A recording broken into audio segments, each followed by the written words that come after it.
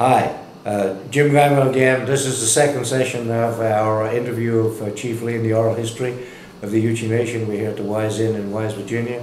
Mika Endo is on my left, and Chief Lee sits beyond her.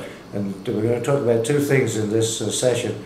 We're going to talk about Yuchi chiefs and the genealogy, and then we're going to talk about some of the artifacts that Chief Lee has been involved over the years in making. Mika? All right. So Chief Lee, my first question to you is, so would you tell us about your genealogy and about all the previous Remnant Yuchi chiefs you can name? Okay. Well, first of all, let me answer the last question first. Yes. It's talking about all the Yuchi chiefs that I can name. I heard a strange noise. Anyway, there wasn't that many because the Yuchi people out in Oklahoma were recognized along with the Creek Indians out there, and they had their own leaders out there. But the Creek people out there overrode the Yuchi people. So actually the chiefs were the Creek people, and I don't know who exactly they were. And but as far as ours, my granddaddy, we always called him Chief. He lived to be 95 years old, and when we moved from Beckley, West Virginia, back to Floyd County, in my granddaddy's brother's old house. We bought the house from Uncle Irv. It was my granddaddy's brother, and we lived there. And the chief's name was? The chief at that time? Yeah. Well, he was just called a head man then. That's my granddad, Bill Vest. Bill Vest. Okay. Yeah, he was. We had a lot of family gatherings every weekend, and sometimes we'd have. Roughly, what were his dates? What year was he born, and what year did he die? William Vest. I basically. Just give us an approximation.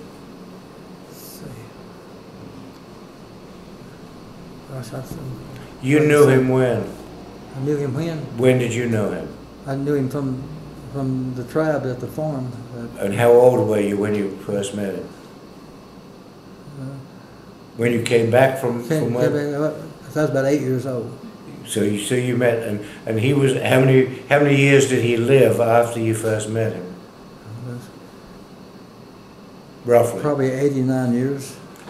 So he would have died maybe 15 or 20 years after you came back, and you came back in 49. So he would have lived to maybe the middle 50s. No, he actually died when he was 95. And he was 95, mm-hmm. So he was probably born somewhere around 1860. Well, I don't even know if he knew his birthday or not. But he would have been born around 1860. Right. And so would he have been the first ever chief of the Remnant Yuchi Nation? Okay, we didn't call him chief of him, but he was. He was the first, and effectively, he was the first chief of the Remnant. He was our family leader. But you called him the head man, mm-hmm. But he was in effect the first Remnant Yuchi chief. Yeah, he's the one that taught me about everything I know about our tribe. Very good, okay. And then after he passed on? After he passed on, his daughter Sally, and she lived in Tennessee at that time, and she became chief, and she died, and then they passed it on to me. So there have only been 3, quote, chiefs of the Remnant Yuchi Nation. Mm-hmm. That was your grandfather, William Vest, mm-hmm. your aunt Sally, and you. And when did you become chief? Oh gosh. I don't remember the year. I really don't remember. I've been chief for about 20-some years. Okay, so you've been chief for about 20 years. Mika. Okay. Well, we want to know as many names as you can tell us of your relatives. So we know about your Aunt Sally. Who was Aunt Sally married to? Troy Tucker.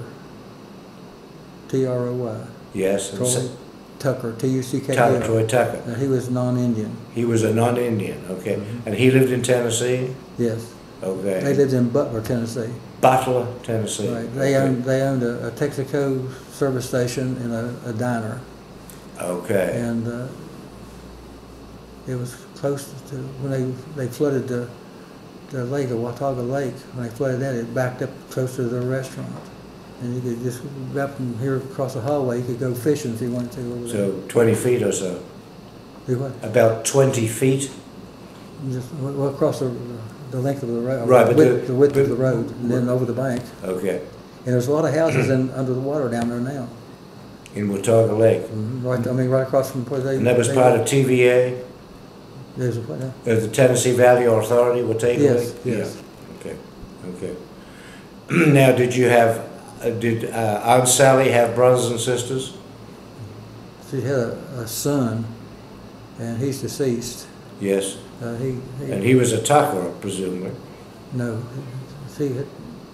she was married to a Conley before. A Conley, excuse me, I got mixed up. Okay. Mm-hmm. And I'll tell you off camera about a funny story. No, I didn't mean. No. Now, tell about your brothers and sisters. Okay, of course, I'm the oldest son, then my brother Tom, and then sister Kathy, or Karen rather, then Kathy, and that's it.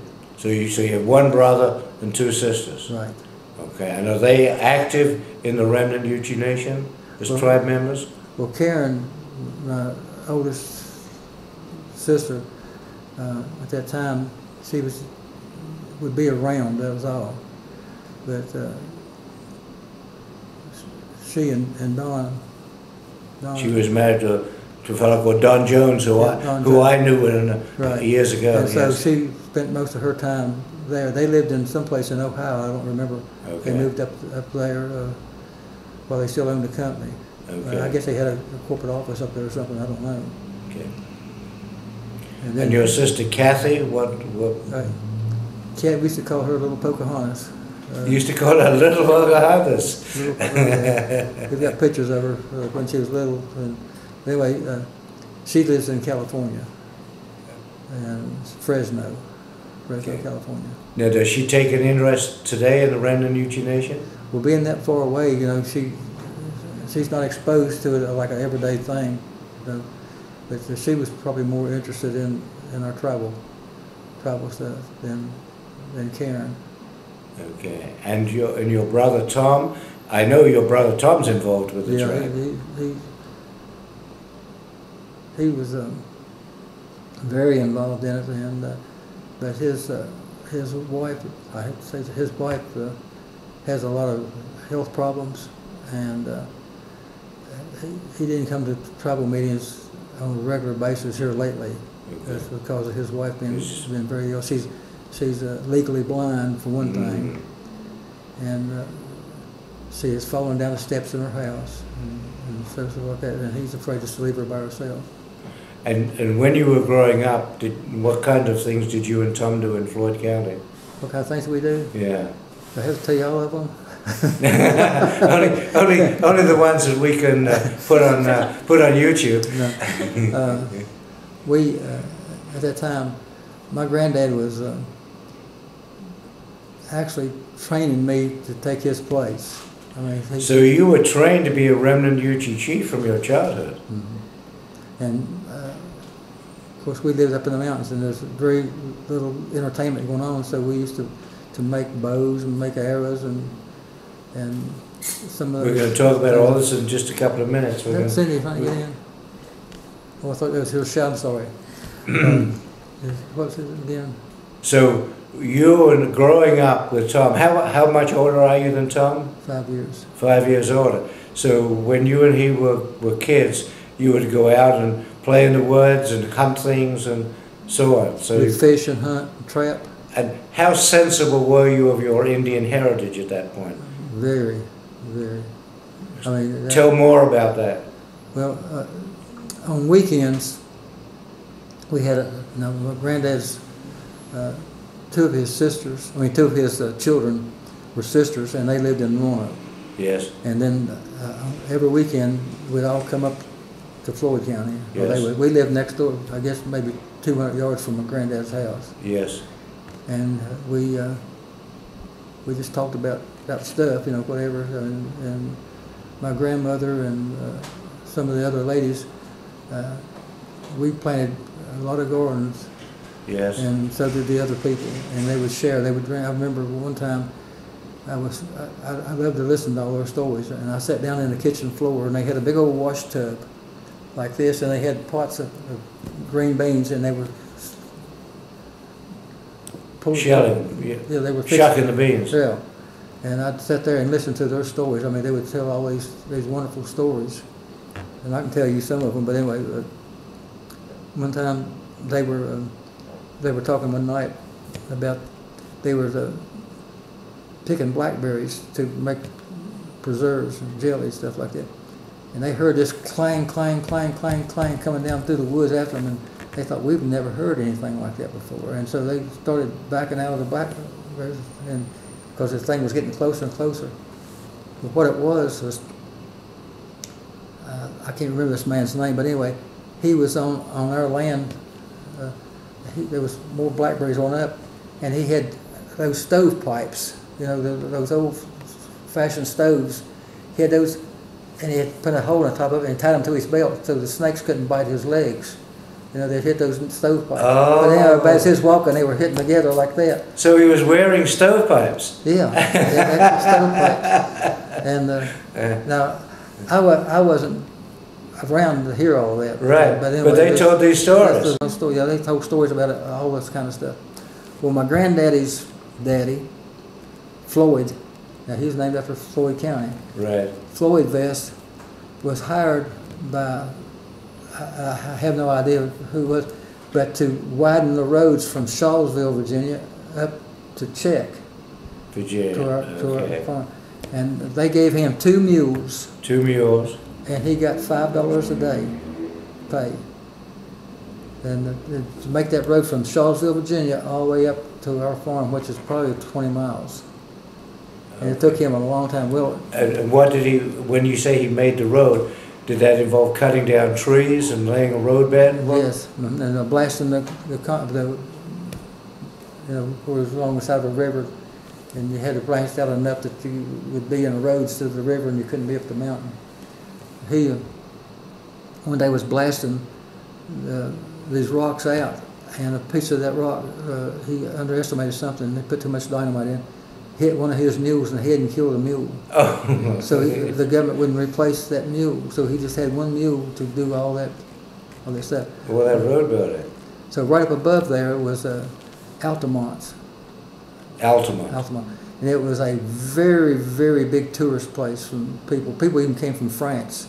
They would soak in this mud, this healing mud that was there. And my granddad worked down there. Ah, and I got a picture of him, not with me, but I got a picture of him when he was just a young boy. And he's got a war bonnet on. I don't know why he's got a war bonnet on. We didn't wear war bonnets, the big feathers and everything like that. But there's a picture of him. Then say that again, that's important. He was wearing a big feathered hat? Mm-hmm. And what was the name you called that? A war bonnet? Wool? War, W-A-R. War bonnet. A war bonnet, gotcha, okay. It takes 34. But we need to make a point for the viewers that war bonnets were not at all associated with the Yuchi tribe. No. War bonnets were a Western thing. Right. And is it fair to say whenever you see Indians depicted in America, they're wearing war bonnets? That's because the public requires it. It's because not because Indians wore war bonnets. Right. So I've never worn a war bonnet. I've made some, and if I can go and explain some more.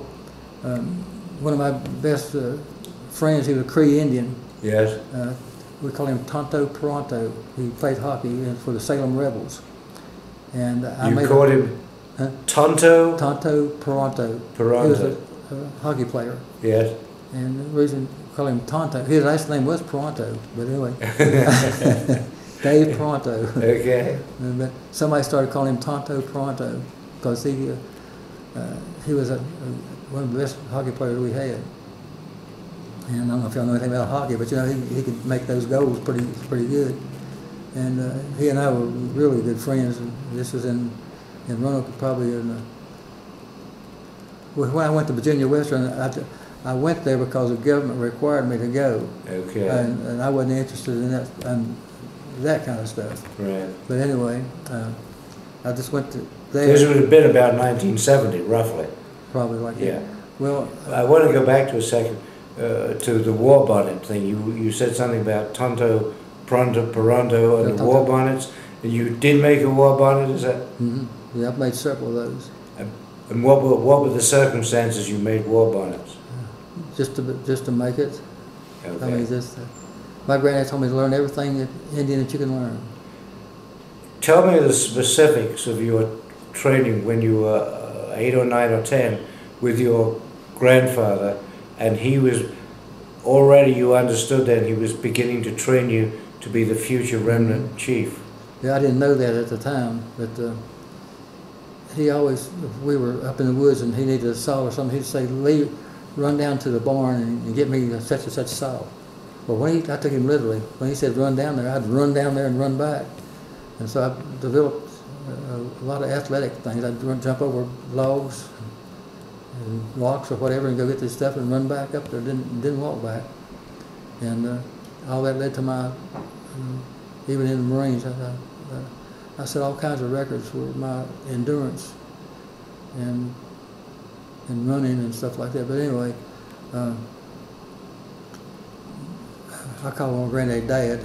Yes. Dad he taught me to hunt and fish, how to skin animals out, how to tan hides, everything all the edible plants that's in our part of the country. I was going to bring some plants for you. Yeah, we're going to do a session later where we talk about that. Yeah. We might go out here in the woods and find some, but anyway, we learned or I learned all these things. Well, in our tribe now, I know you asked the question. There's a lady that is not related to us by family, but she's a tribal person. Her name is Donna Cook, and she's very, very knowledgeable about herbs and so forth. You know, she knows all these things, and as well as I do. I mean, I know a lot of herbs. When you remember, he was your grandfather, but you called him Dad. Mm-hmm. When did you learn? Do you remember when you knew that you were being trained to be a future chief? I guess probably I was graduating from high school. Because he was always training me, and of course anybody that wanted to learn anything, but most of the time we go off on our own, and he'd show me this plant and this plant, and how to trap. And one of the things I thought was kind of cruel, we'd find a hollow tree out in the woods that a woodpecker had pecked a hole in it maybe about that big around, maybe 3 inches. And he would take horseshoe nails and nail those nails in at an angle like this. And then he'd put a fish back in there. Well, raccoons would come and stick their paw in there to get that fish, and then when they bring it out, those nails would stick in its So paw. it was a raccoon trap. Right, and the trap, and we had to go early the next morning because they were active at night. We had to be there the next morning. It was before the sun even come up to get that animal out of there because he didn't want it to suffer. And we ate raccoons, and we also used the skins. For what kinds of things? Skin? We used the skin to make hats, or make pouches, and just even blankets. Interesting. So you were trained in a lot of Indian crafts by your grandfather. And my grandmother too, but my grandfather spent a lot of time with him. Yeah. But he had other grandchildren. So he and I called my grandmother Mom. Yeah. They had Eddie, Bernard, Ruth, Esther. They had about 6 or 7 children. Mm. And I was the one that He favored you. well, either favored me or I favored him because we were together all the time. But he was a really good guy. Kick you. So that's part of the Remnant Yuchi heritage. But how do you make the transition to becoming a Yuchi? Because you're not by heritage a Yuchi. No, not by heritage. I don't have Yuchi blood at all. But that's not unusual to You know, as long as it's kind of the unwritten law is, we don't care if you have Yuchi blood, as long as you have the Indian blood. But on that, our master roll list, one reason we don't like for that to get out in public is we've had hundreds of people come in and say, they always say, my grandmother was a full-blood Cherokee Indian. And well, good for you. I mean, but you're not us. Yeah. You know, just, yeah. So what else should we know about your genealogy and your family? Are there other parts of the family scattered, or do you have family in Florida, for example? I still have a family in Floyd. Floyd, so family in Floyd. Mm-hmm. I think they're still there. My aunt, or my dad's brother, Bernard. Father's brother, Bernard, yes.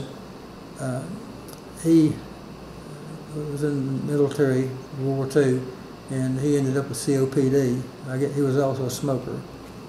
And he died here a couple of years ago. Well, one of their children was Carol Ann, and she was married to a... Now this would have been your aunt, Carol Ann? No, Carol Ann was my cousin. Your cousin, okay. Yeah, Wanda was my aunt by marriage. Like Wanda's mother was a vest, but not our vest. And so, but her mother married a white neck. Now, the reason they call it the white neck because the back of their neck was really, really white. A lot of the Indian people had that long hair, and their necks weren't white, and so they get their name White Neck because their neck was white. And anyway, her mom. No, explain more. That's interesting. Explain more about that. These were Indian people who had Indian blood, but they were called white necks. No, the non-Indians were called white necks because their neck was white. Okay. The back of their necks were white. Okay. Right, but her mom was a vest, and she married a vest. Okay. So, but her mom and dad, I don't know if they were related or not. I don't know if that was incestual things or what was going on at that time. But anyway, we were all born about the same time. Well, Carol Ann's husband was we used to call him Sputnik, but anyway, he was a very intelligent guy. He helped with these rockets that we sent to the moon. He did all that. But then after a couple of times of that, he's very religious, and he became a preacher, and he got a church in Virginia Beach, Virginia. This was a Christian church. So, and then all the chemicals and stuff that he had been around on his career, those took hold, and he died with cancer, and he lost his church. And so, Carol Ann was in Virginia Beach, and no husband. And I don't know if she's got children now or not, but she was just by herself. Well, Wanda went down to Virginia Beach to be with Carol, and I think Carol Ann's still living down there. So there's no kind. Now, Carol's brothers, and I don't want to mention their names, but her brothers never did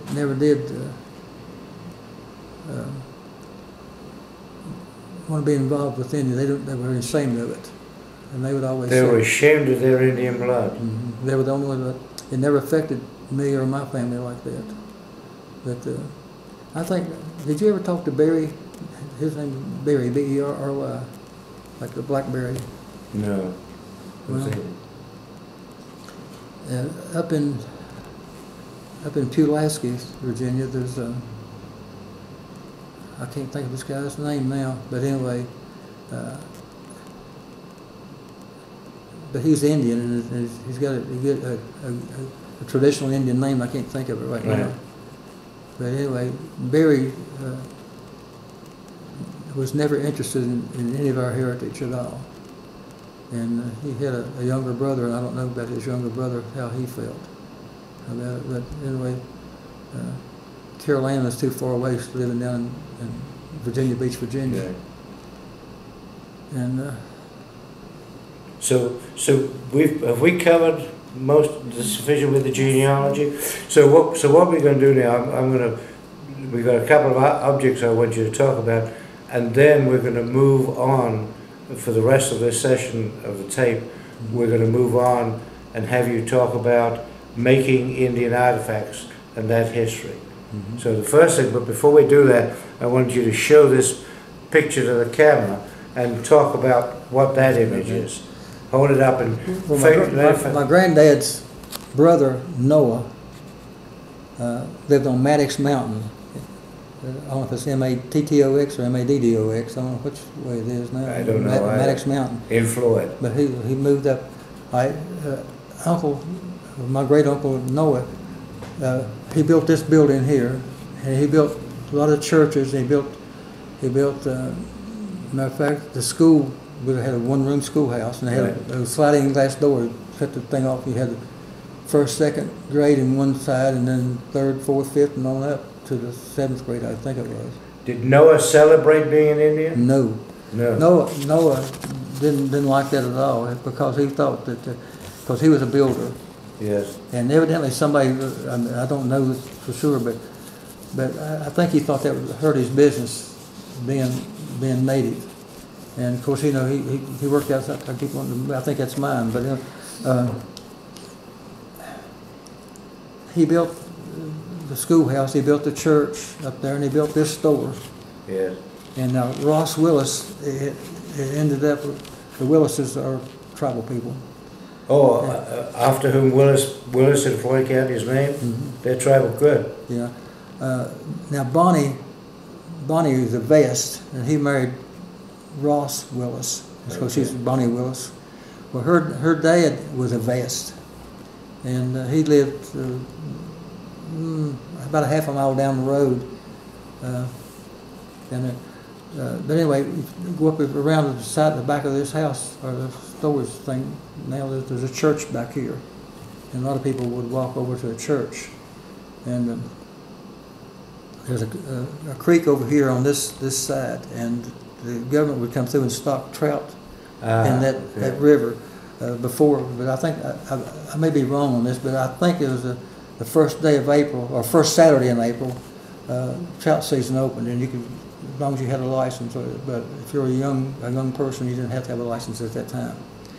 But this guy from Roanoke, he had Roanoke tags on his car, had parked in here because people would park. You could go in here get a soft drink or a pack of cookies or peanuts or something like that, and then.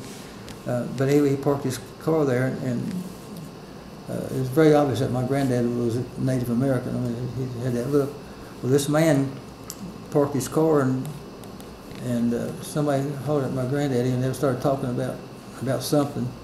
Well, this man goes to the trunk of his car, and he says, "Hey, Indian, come over here. I'm going to show you something." And he opened that trunk up, and this was the story you told earlier. Yeah. That he showed him the pipes, and he threw and broke the pipes. Right. Well, he opened the trunk up, and so he said, "Look at these pipes here." He said, "Look at these good Indian pipes." He said, "I made these myself." My granddad looked at him and said, and threw them against the rock and broke them all to pieces because they were fake.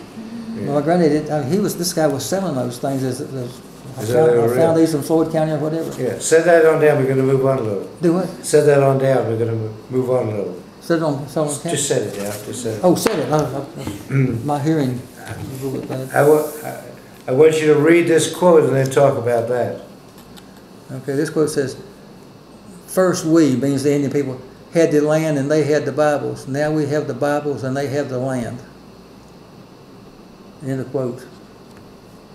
Who's they? Huh? Who are they? They, the white people. The white people. Yeah.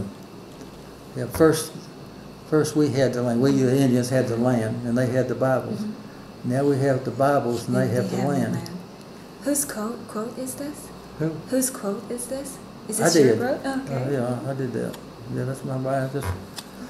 So when we write that up, when Mika puts that in her thesis, she can say that that's a quote from Chief Lee Vest. Well, it's a quote from me, but I mean, I had heard that before. Who did you? So I don't have any idea. I was little when I heard all that. So I'm ready to move on, Mika, to artifacts, if you are. All right. Okay, Chief Lee, I'm going to slide down here. You brought a number of boxes full of artifacts with you, and I'm going to slide down these two first, and I want you to open them up and begin to share some of them. We'll ask a lot of questions about these, and then there's one third one there, so Okay, three let's altogether. bring that salt down here too. So And some salt, you'd like to share? Okay. Okay. Well, first of all, this is kind of a maybe an awkward thing, but I know it makes me think about the Sisson. You sent me the information about the Sissons. Sisson family, yeah. Yeah. There's a site. There's a Well, the only archaeological site in Floyd County that's ever been properly excavated and written up, and it was only a very They're brief tribal thing. people. That was the Sisson people, yeah. Yeah, we're related to them. You're related to them, The okay. Sissons. And they had a little country store that they had a little country store that would go trout fishing or down that way. Okay. And we go in and get soft drinks or something. This is kind of, everybody's, I was talking about, you want to see my Indian collection that got us in?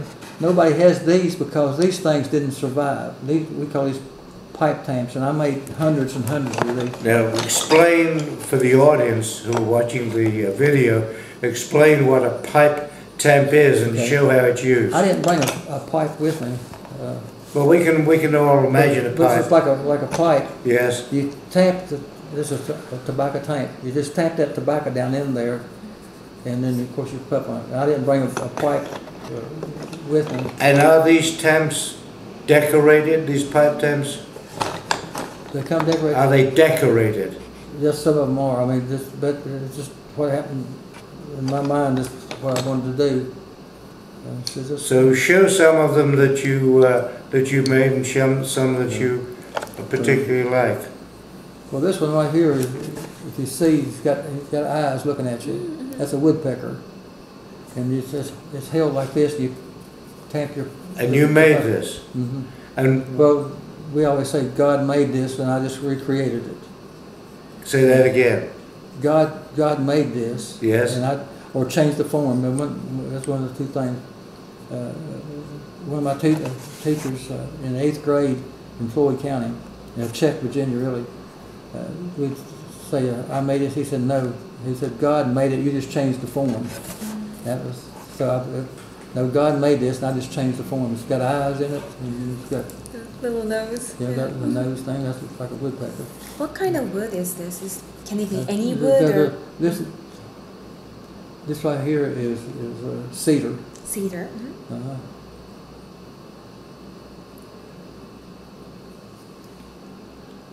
This right here also is cedar. I like to work with cedar, but there's not all of them. Okay. This was what we call a beaver chew. The beavers would cut down certain trees and then drag it underwater, and they ate the bark off of these things. And this was no good to them. And I'd wait out in the creeks and get these, because a lot of them were just like this woodpecker thing. You just look in your mind and say, this piece says, I want to be a woodpecker, so you just carve it out. And these, if they were lost in the woods or something like that, they didn't survive because metal detectors won't pick it up or anything like that. And they're organic material which deteriorates in the environment. Right. So now this is a beaver chew. See the cracks in that? Those big cracks. Right here, yeah. the cracks. Well, look, see that all those. There was a teeth mark. There was a beaver teeth marks. And so I just made these because these things. I want people to know I made these. These are not ancient things, but. And say again why they're called beaver chews. Well, because the beaver chewed on it. And why does a beaver chew on it? That's their food. That's their nourishment. They eat the bark. So they eat the bark for food. That's interesting. Yeah, and then I just go in and get the. But sometimes these things will tell me what they want to be. So they'll have certain little flaws in them. You make eyes or nose or something like that. So they tell you what they want to be. Yeah, I mean, you just look at it and it says, I want to be. Well, on this one, I don't want to be anything. That's a plain tamp. Yeah. But anyway, I want to just see that this is cedar.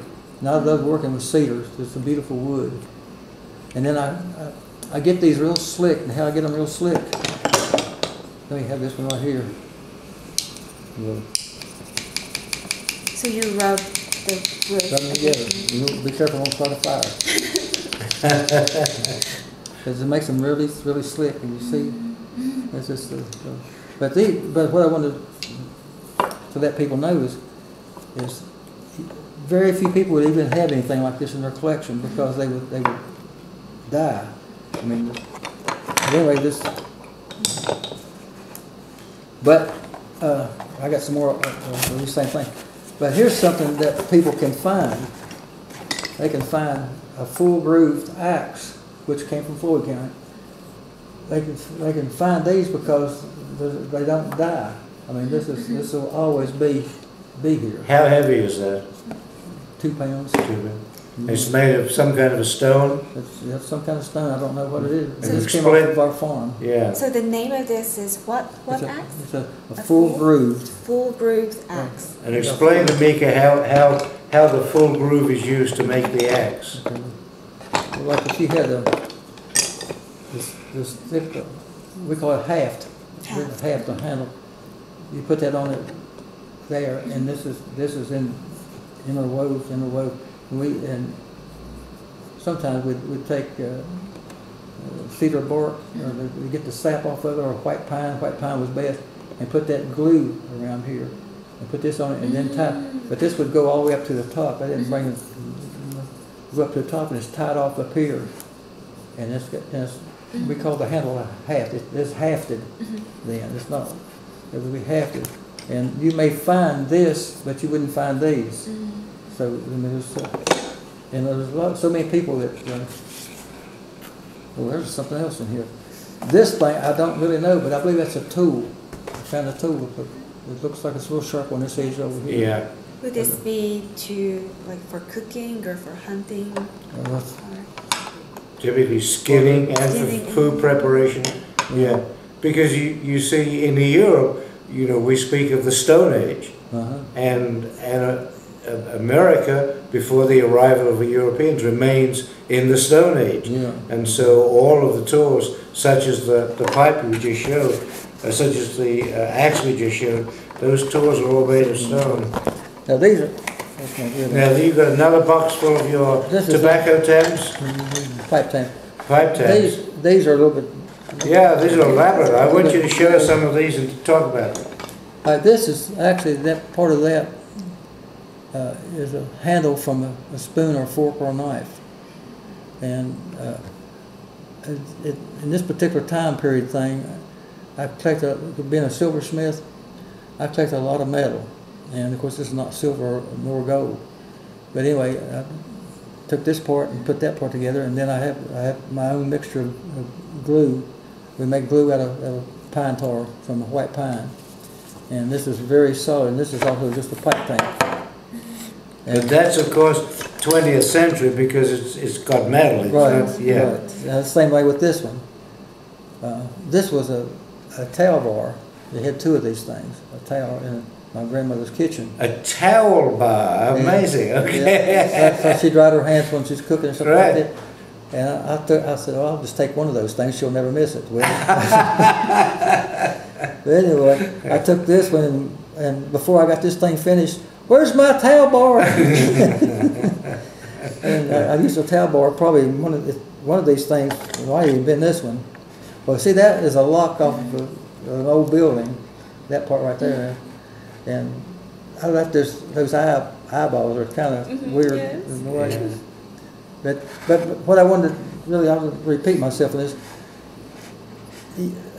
One reason I want to do this, people probably will not ever see these things. I mean, you won't find these because they deteriorate the environment. Yeah. And I like to use, that's a bullet.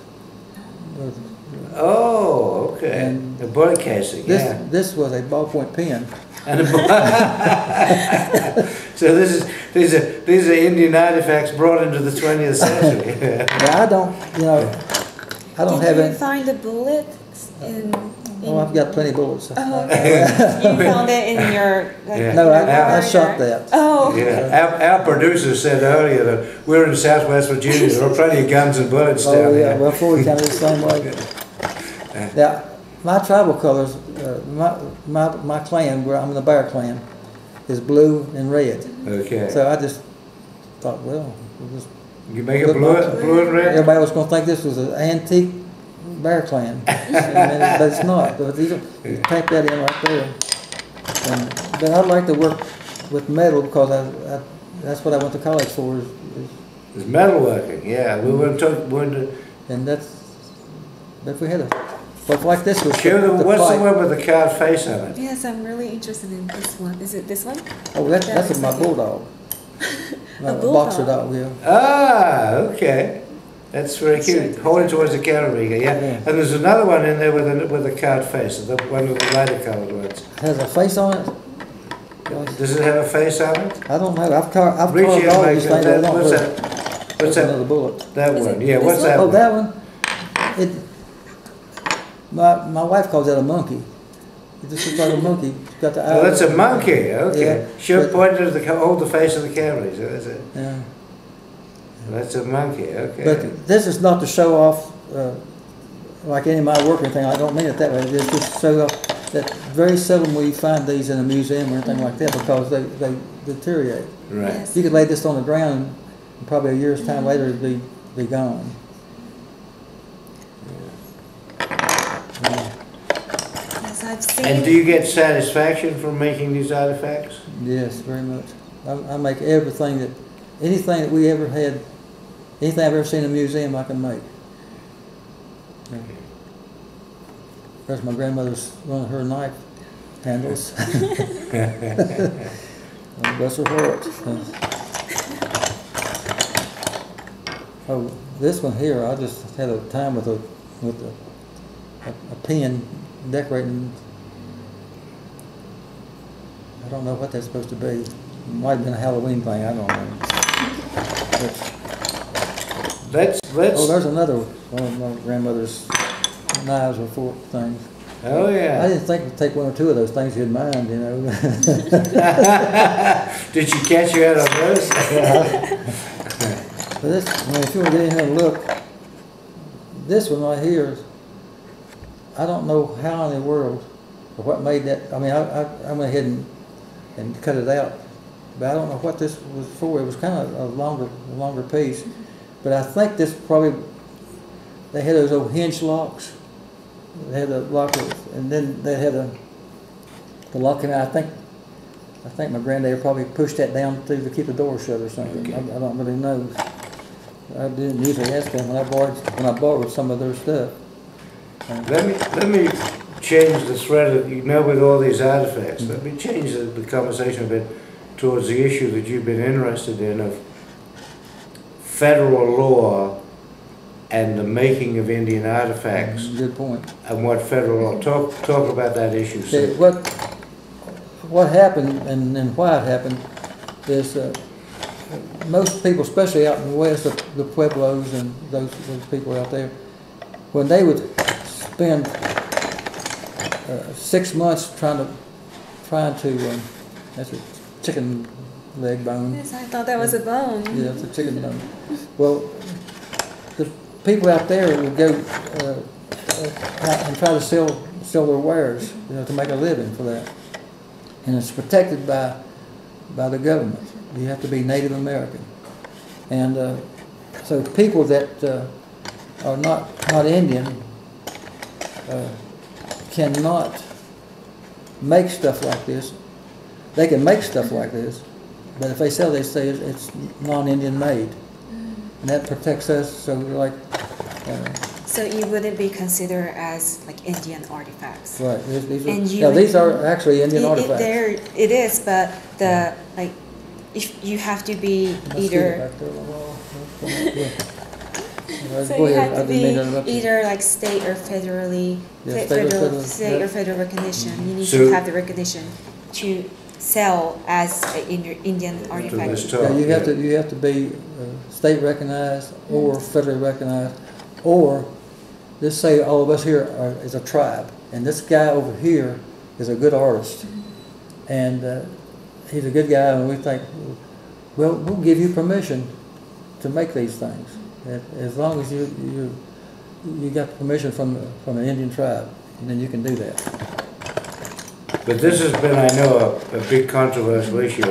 I've got letters from some and articles from some of the Oklahoma papers about people who are legitimately Indian, but because of their non-recognition status, they're not able to sell their artifacts. Yeah. It's a chicken leg bone. Yeah. And that doesn't mean anything. I just designed it. But I have to clean all the inside of these out, and that's good to eat. Real good to eat. And then carve this handle so it'll fit snugly in the handle here, and this part here. And these things just come into mind, these little design things. And I use, just as a laugh, I use ballpoint pen things. and bullets. Uh-oh, there's a deer.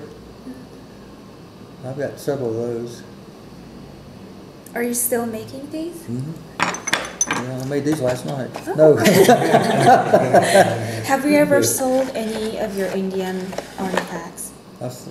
Well, I've made a lot of jewelry. And I sold You need to show us, get out some Yuchi salt and talk about the Yuchi salt. Okay. Well, mainly I was going to give this. Give this to our producer. Yeah. This is actually salt, and we have a lady in our tribe who makes these little bags. And Hold it up facing the camera. Anyway, they have a drawstring, but she made these little bags, and unfortunately, the salt that we make is so tiny that it would not eat through, but leak through these little bags. So we put a plastic bag on the inside of these things and put the salt in it, and then put the plastic bag down inside here. That's not very. And how do we get this? Where do we get this Yuchi salt? The salt, okay. We go under caverns in Saltville. In Saltville. And go down in the caverns and get water and bring it back and then boil it down, and it turns out into a little plastic bag full of salt. And again, I'm going to add a footnote that over the period of history, when the Luisa Menendez, the Yuchi Indian from Saltville, who married the Spanish soldier, when she went back to St. Augustine 40 years later and gave her testimony, she said that she came from a place where they made salt just like this by methods using fire, which the Yuchi still do today as a demonstration in Saltville. Now you wrap up this session, Ms. Endo. All right. So we talked about Chief Lee's genealogy and about the members of the Remnant Yuchi tribe that Chief Lee known. And we also talked about some of the artifacts that Chief Lee was taught by his grandfather, and also the artifacts that Chief Lee currently makes. And it's very interesting to see that how, like for example, this is like Indian artifact, like mixture with like 20th century object, and the wooden part is like native tradition. So I love to see. It's really interesting to see this mixture of like both like Anglo tradition and native tradition. So a place on the other side. So we have a lot more to talk about, and we'll be back for our third session shortly. Thank you. Thank you, Chief Lee.